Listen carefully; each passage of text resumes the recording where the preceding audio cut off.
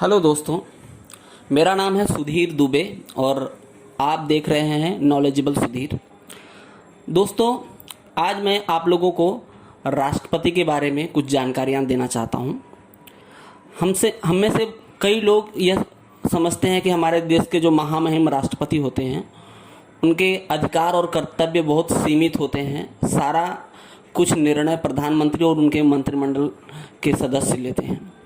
ऐसा बिल्कुल नहीं है दोस्तों। हमारे देश के महामहिम राष्ट्रपति के पास बहुत अधिकार और बहुत कर्तव्य हैं, जिनका निर्वहन राष्ट्रपति के पद पर आसीन होकर वो करते हैं। और राष्ट्रपति क्या होता है, उसकी क्या क्या अधिकार होते हैं, इसके बारे में कुछ जानकारी आपसे शेयर करना चाहता हूँ। जैसा कि नाम से ही प्रतीत होता है, राष्ट्रपति राष्ट्रपति यानी राष्ट्र का मुखिया। राष्ट्रपति राष्ट्र का मुखिया होता है, राष्ट्र का अध्यक्ष होता है और राष्ट्रपति देश का प्रथम नागरिक होता है। भारतीय संविधान के अनुसार जो राष्ट्रपति होता है वह देश का प्रथम नागरिक होता है। राष्ट्रपति गणराज्य भारत के कार्यपालक अध्यक्ष होते हैं और संघ के सभी कार्यपालक कार्य उनके नाम से किए जाते हैं। और अनुच्छेद 53 के अनुसार संघ की कार्यपालक शक्ति उनमें निहित है। राष्ट्रपति भारतीय सशस्त्र सेनाओं का सर्वोच्च सेनानायक भी होता है और सभी प्रकार के आपातकाल लगाने व हटाने वाला, युद्ध शांति की घोषणा करने वाला होता है। जो भारत में कहीं पे आपातकाल घोषित किया जाता है या लगाया जाता है या हटाया जाता है, उसका एकमात्र निर्णय लेने वाले महामहिम राष्ट्रपति होते हैं। सिद्धांततः राष्ट्रपति के पास पर्याप्त शक्ति होती है, परंतु कुछ अपवादों के अलावा राष्ट्रपति के पद में निहित अधिकांश अधिकार वास्तव में प्रधानमंत्री की अध्यक्षता वाले मंत्रिपरिषद के द्वारा उपयोग किए जाते हैं। राष्ट्रपति के बारे में एक और बात बताना चाहूँगा कि जो राष्ट्रपति होता है उसको भारत का नागरिक होना परम आवश्यक है। ये कुछ छोटी एक जानकारी है, राष्ट्रपति होता क्या है। आगे जानते हैं कि राष्ट्रपति के अधिकार और कर्तव्य क्या होते हैं। जहाँ तक हम लोग जानते हैं कि राष्ट्रपति कहीं पे जाकर किसी समारोह और किसी ऐसी जगह पे जाके फीता काटने का काम करते हैं।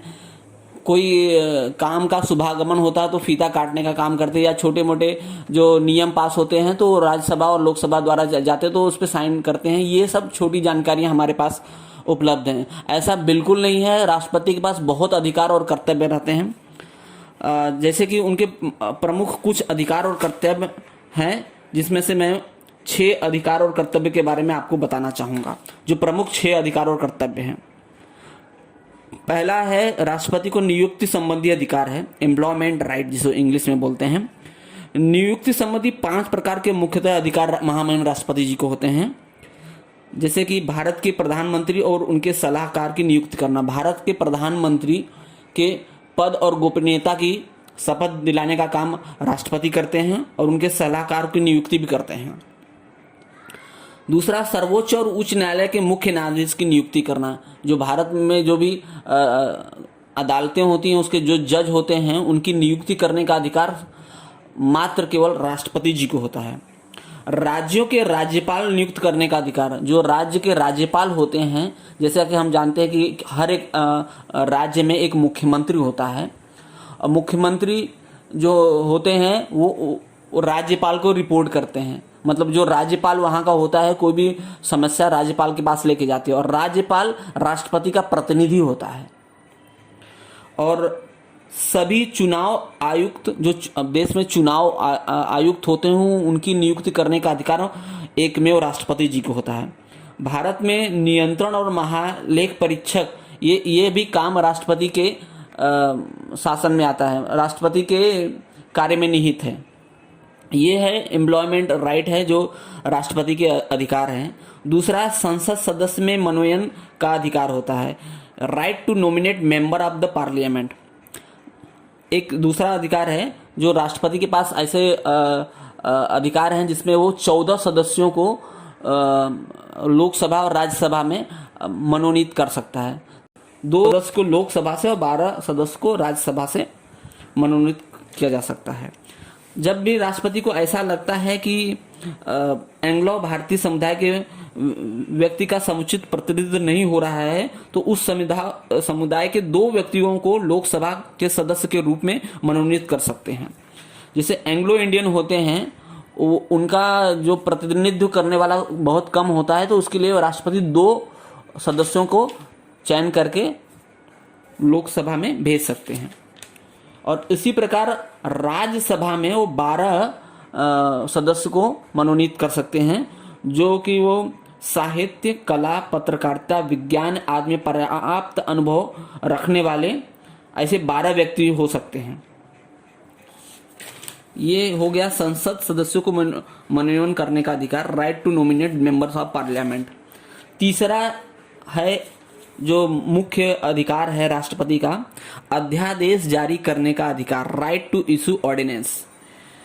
इसमें क्या है, जब संसद के दोनों सत्र में नहीं होते हैं, तब संविधान के अनुच्छेद 123 के तहत राष्ट्रपति अध्यादेश जारी कर सकते हैं, जिसका प्रभाव संसद सत्र के शुरू होने के 6 सप्ताह तक रहता है। जब संसद का कोई भी सत्र नहीं चलता रहता है, तो उसी में उस काल के दौरान राष्ट्रपति कोई भी कानून पारित कर सकते हैं। वो संसद सत्र के शुरू होने के 6 सप्ताह तक रहता है वह कानून।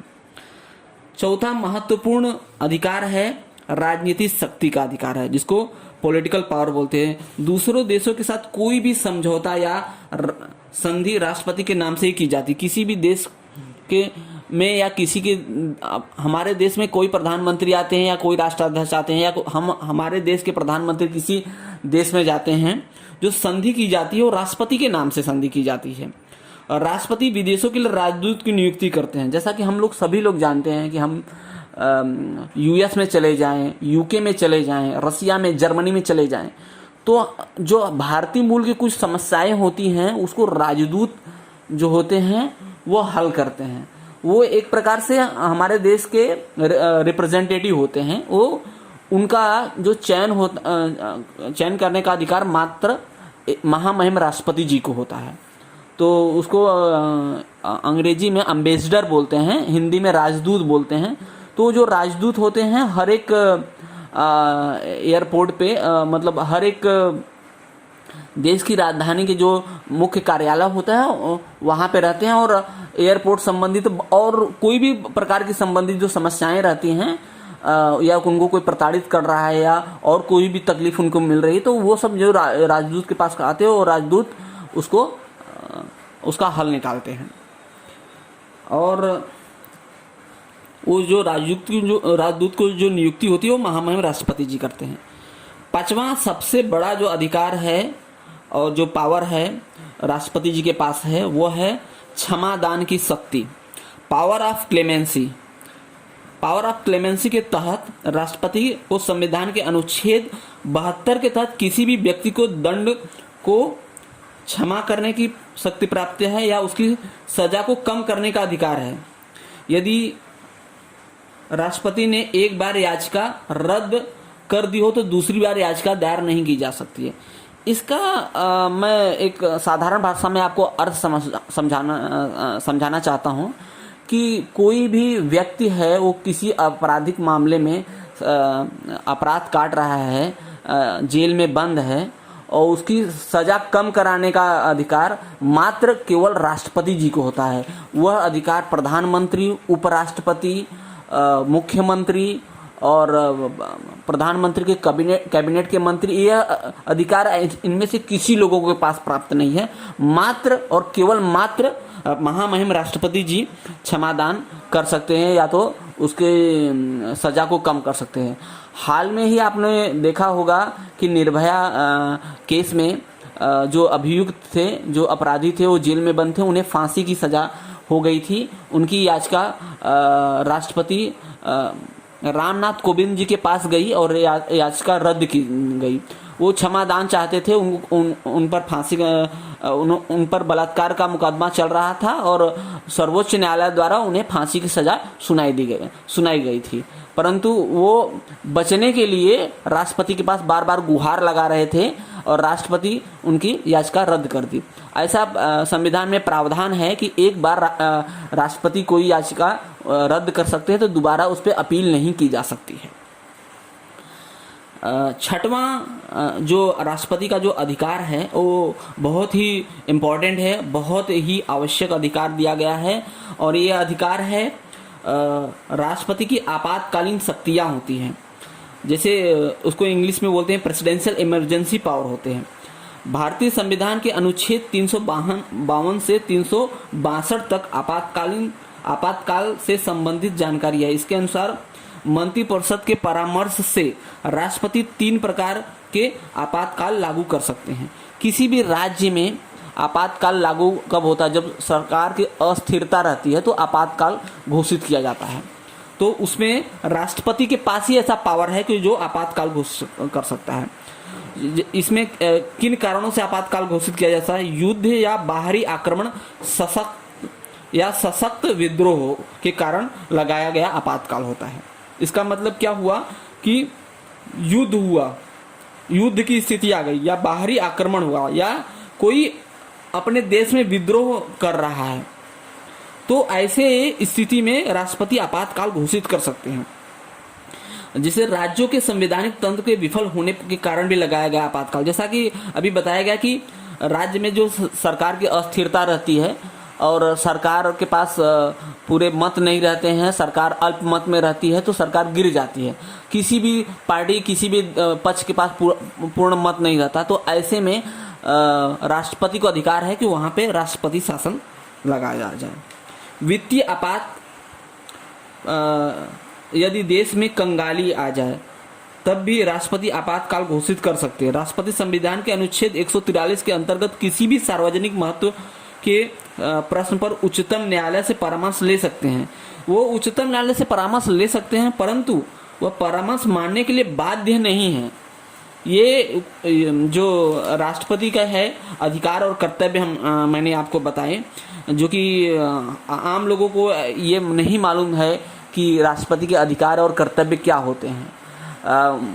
आप लोगों को ये वीडियो अच्छा लगा होगा तो कृपया अपना कमेंट में अपनी राय दीजिए। वीडियो को लाइक और सब्सक्राइब अवश्य कीजिएगा। धन्यवाद। जय हिंद, जय भारत।